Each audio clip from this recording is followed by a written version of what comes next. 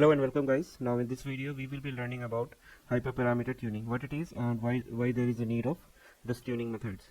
Okay, so hyperparameter tuning is the process of optimizing the hyperparameter of a machine learning model to achieve better performance, and that is the only goal it basically focus on. So hyperparameters are set of configuration, or you can say settings, that are set before training the model and cannot be learned from the data itself. So example include the learning rate in neural network and the depth of decision tree, or you can say regularization parameter in linear model. So these are all set of hyperparameters that help us control overfitting, underfitting in a model. Okay, so the goal of hyperparameter tuning is is to find the best combination of hyperparameter that minimizes the model error or maximizes its performance on unseen data. So this process involves searching through a specific space of hyperparameter using various techniques to identify optimal values. So first of all, this hyperparameter tuning typically involves some steps. Okay, so first step is like selecting the hyperparameter that you think that your model is going to improve on such settings. Okay, so choosing the hyperparameter to optimize and define the range or set the values they can take on. Okay, so for example, in decision tree this might involve specifying maximum depth, minimum sample for splitting, or etc. Then we have hyperparameter search. So in hyperparameter search, so we basically use a search strategy to explore the hyperparameter space. So techniques like grid search, random search, Bayesian optimization, generic algorithm, okay, or manual tuning are employed to traverse this space and evaluate different combinations. Then we have another step, that is model evaluation. So for each set of hyperparameter, evaluate the model performance using a validation set, or through cross validation. So metrics such as accuracy, precision, recall, F1 score, mean squared error, etc. are used to assess model performance.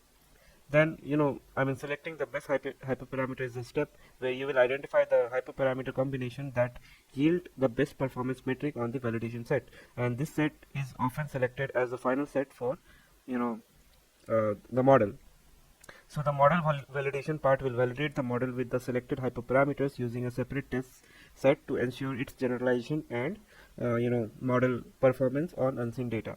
So this hyperparameter tuning is a crucial because the choice of hyperparameter significantly impact the model performance. So a well-tuned model can make the difference between an underperforming or overfitting model and a highly accurate and a generalizable one. So however, it is important to note that hyperparameter tuning can be computationally expensive and may require substantial computational resource, especially for complex model and large data set. So there is a method called grid search, which most of the part we will be only focusing on grid search and random search, because this have the this actually provided us the facility to get rid of complex code. So here you just need to define all the hyperparameter that you have chosen for the model, and you just need to define their values in a list. Okay, and that's all. It will do all the jobs. Okay, but in other methods you need to write some line of code to basically perform such tuning method. So we'll see that. So let's understand the grid search first. So the concept of grid search is a technique that basically exhaustively searches through a specific subset of hyperparameter, and it creates a grid of all possible hyperparameters. So for example, let me show you an example. So this is like a list where you have defined number of trees, 50, 100, 150. So you are saying that train a model with 50 tree, another model with 100 trees, another model with 150 trees, and this will all this hyperparameter that you have given will create a combination. So first it will get multiplied with 55 to 1 true. Okay, this way it will create 162 possible combinations, and which will give us 162 models, which means that using this tuning method we can achieve which combination is performing better, and that is what I am talking here. So this process it basically tests every possible combination within a specific grid and select the set of hyperparameters that yield the best performance. And the advantage of using such technique is called is because exhaustive search through the hyperparameter space, and it guarantee the find of best combination within the search space. I mean, you must have thinking about, if we are training the model 162 times, definitely it is computationally expensive. Yes, so this is the disadvantage that grid search offers, which is basically computationally expensive, especially with large hyperparameter space. And one more disadvantage is that it may not be feasible for high dimensional space on large data set. Okay, now let's understand the random search. Now random search samples random combination of hyperparameter within the predefined ranges. Okay, so you can see, right, this is what I have defined. Okay, some combinations. Okay, so instead of 162 it will go for, let's say, 50 combination.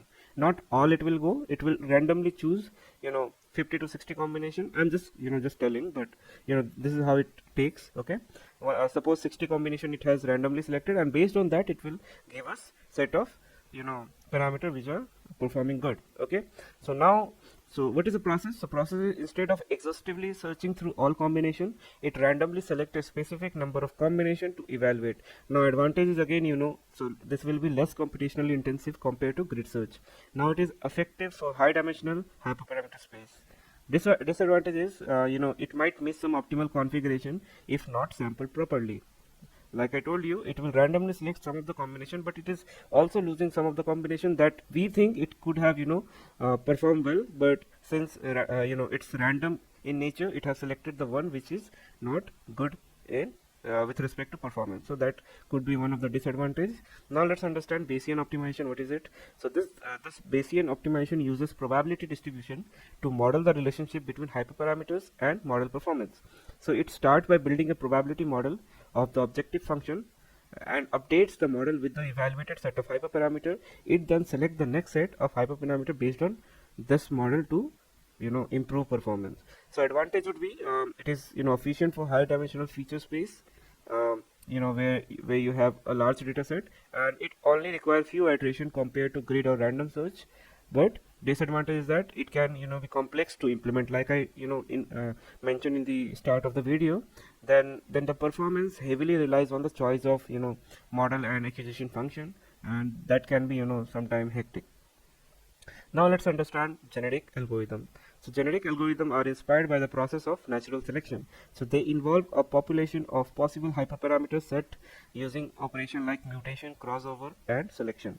So it starts with the initial population of hyperparameters set and evaluates their performance, select the best one, and breed a new generation by combining and modifying those set. So advantage can be, it can efficiently explore large hyperparameter space, and it offers parallelization and optimization in complex space.